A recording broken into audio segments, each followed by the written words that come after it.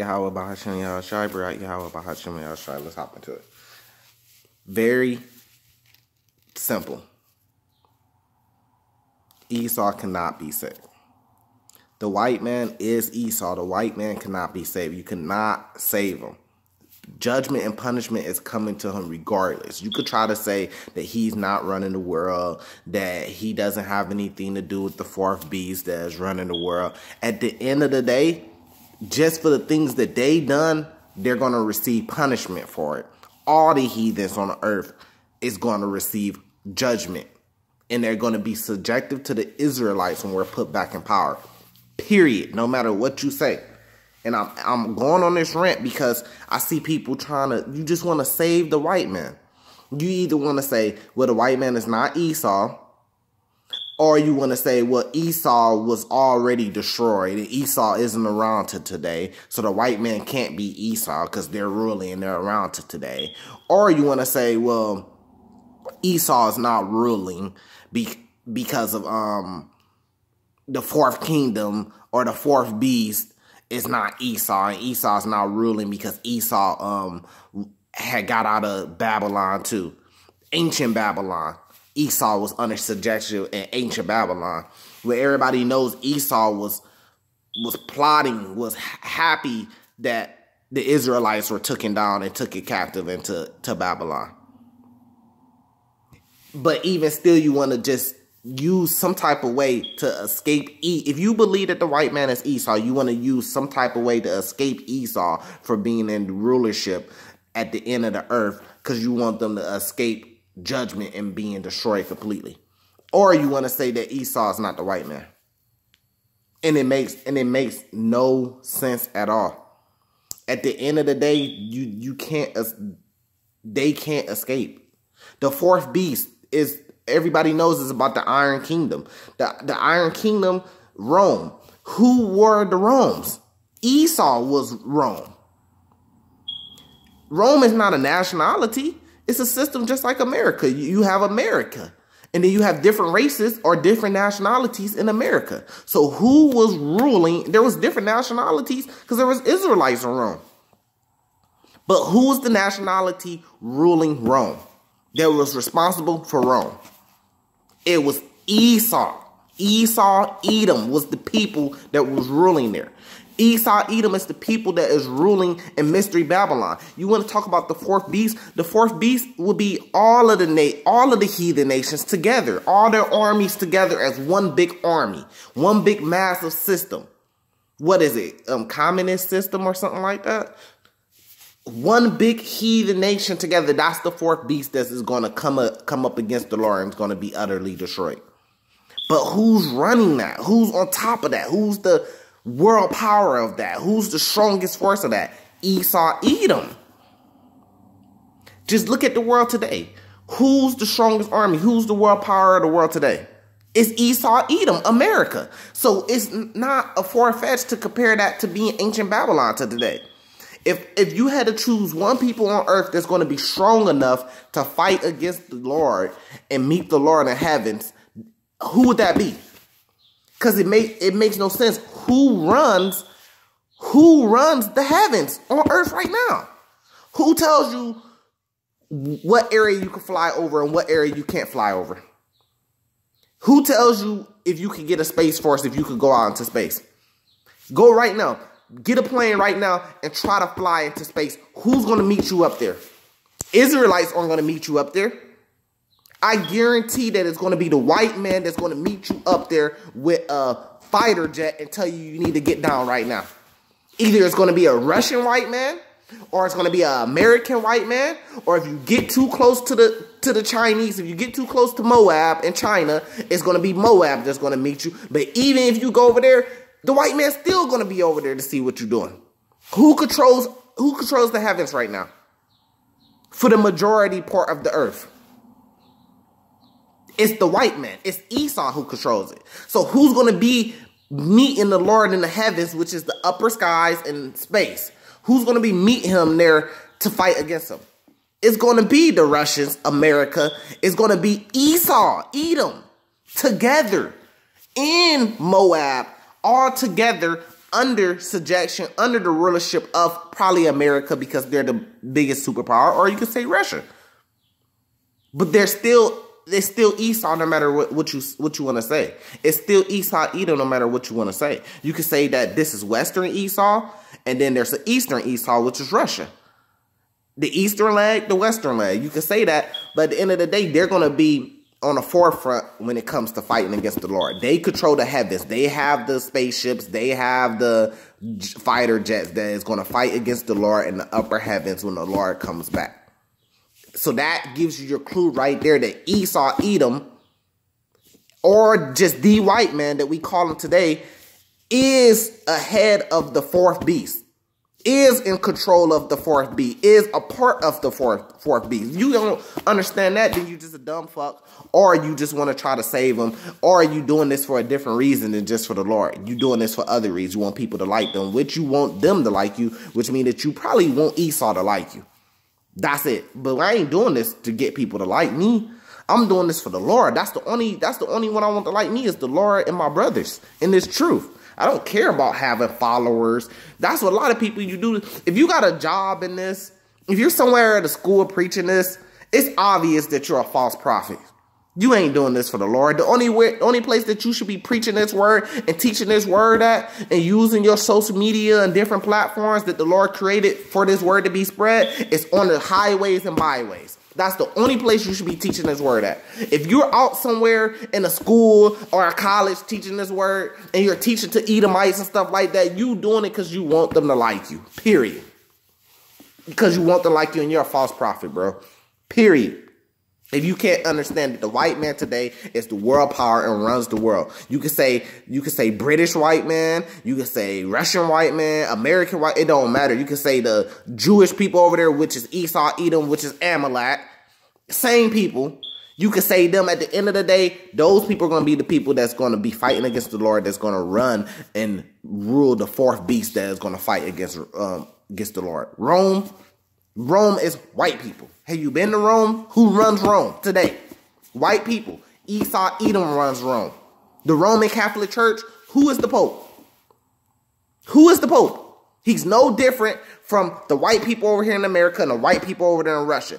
He's a white man. That's who the Pope is. A so-called white man. Really, they're red. But we're going to say a so-called white man, and we know that those people are Edomites. That's Esau. The Roman Catholic Church, the Pope, he's Edom. He's Esau. That's who he is. It makes no sense, bro. Let's pull out some scriptures. Jeremiah 49, verse 10.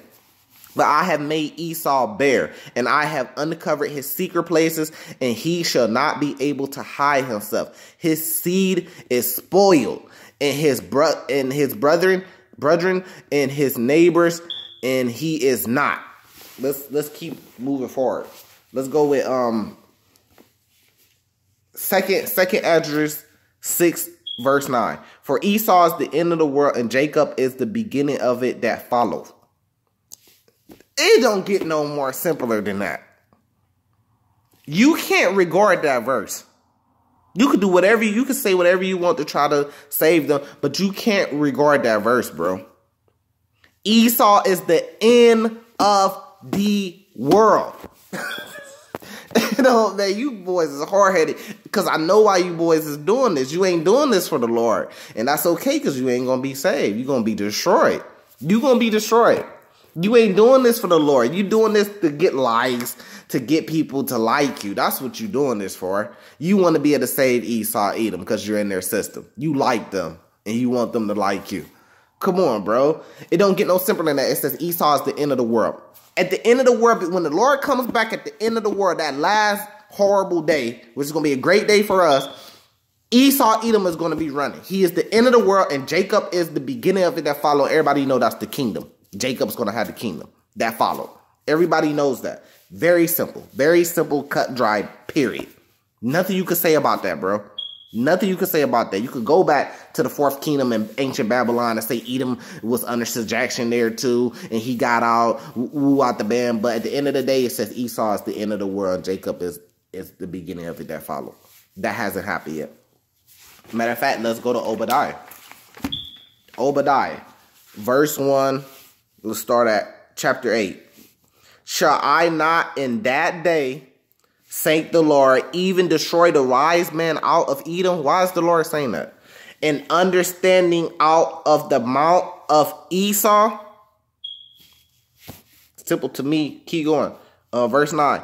And thy mighty man, O the man, shall be dismayed to the end that every one of the mount of Esau may be cut off by slaughter. They're going to be cut off by slaughter, bro. So you tell me who Esau is today. And tell me they're not going to be cut off by slaughter. For thy violence against thy brother Jacob shame shall cover thee, and thou shalt be cut off forever. They're going to be cut off forever, bro. It's going to happen. You can't save Esau. You can't save Edom, bro. You can't save them. Matter of fact, let's stay on Obadiah, because I mean, just read the book of Obadiah. Let's go to chapter. Let's start off chapter 1, but verse 17. But upon Mount Zion shall be deliverance, and there shall be holiness, and the house of Jacob shall possess their possessions. We're going to get everything, all their riches, the Saudi Arabia, all those guys that's super rich, you know, the Rothschilds, you know, Chase, you know, all the big bankers, people who run the world and stuff like that. All their riches and their possessions is going to be given to us. It's all going to be a suggestion for us. Their land, everything is going to be ours, Israelites. Verse 18, and the house of Jacob shall be a fire, and in the house of Joseph a flame, and the house of Esau for a stumble.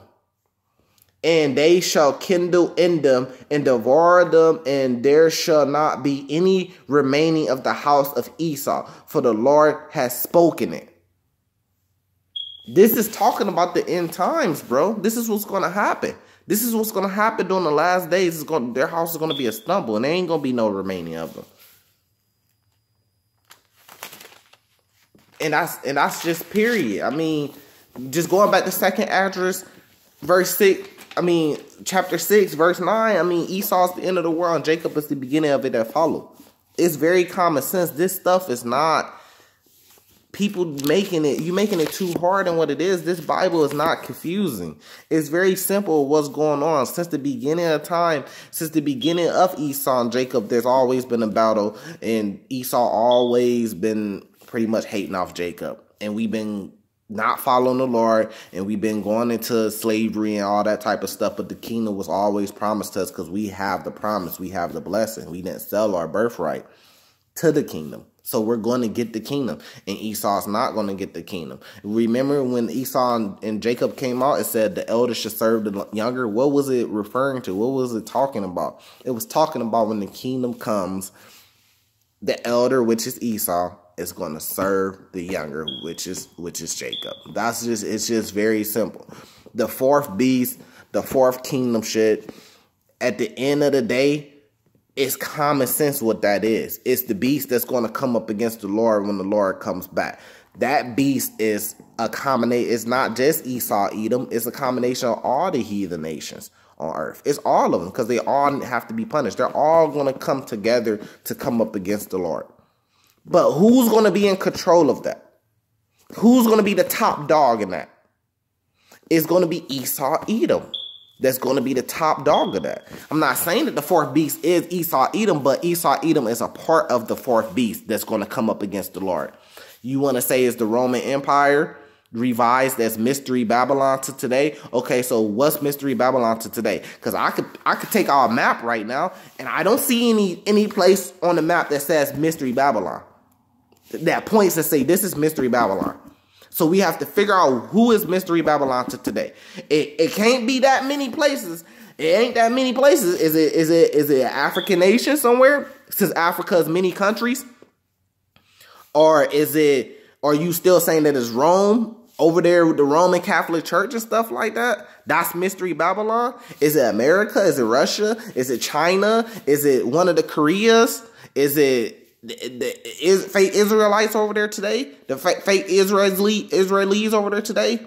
So you want to say that it's the Roman Catholic Church? Okay, so then, you want to say it's Rome? Okay, so let's go over there to Rome. Who's running Rome right now? Because we all know that it's ran by the Roman Catholic Church. So who's running the Roman Catholic Church? We know that that's the Pope. Who is the Pope? What's the Pope nationality? What's the Pope bloodline? What does the Pope bloodline lead back to? If you trace the Pope bloodline, right, who's going to be his forefather? Who is it going to lead back to? Because it has to lead back to Abraham, right? Because all nations came from Abraham, right? Okay, so who's his grandfather down from Abraham? And then let's keep tracing it back. And it's pretty simple. It's going to lead you to Isaac, and it's going to lead you to Esau. It's that simple. They came out red like a hairy garment, and they're still red like a hairy garment to today. They're still red to this day. It's very simple. You guys make it harder than what it is. It's very simple. They were red back then, and they're still red to today. It's the same thing on them to today. They are Esau. The Roman Catholic Church ran by the Pope. All the popes that have been the popes are all from Esau. Period. Esau runs Rome today. Esau runs the whole world today. Esau is going to run that fourth beast and be a part of that fourth beast that fight against the Lord. It's period. You can't get no more cut than that. Second Esdras, remember I say it again, Second Esdras, chapter 6, verse 9. For Esau is the end of the world, and Jacob is the beginning that follow it. Period. Barak Yahweh Bahashim Yashai, Barak Yahweh Bahashim Yashai. Salvation to the elect. Salvation to the brothers in this truth. Love you. Stay blessed. Stay in the truth.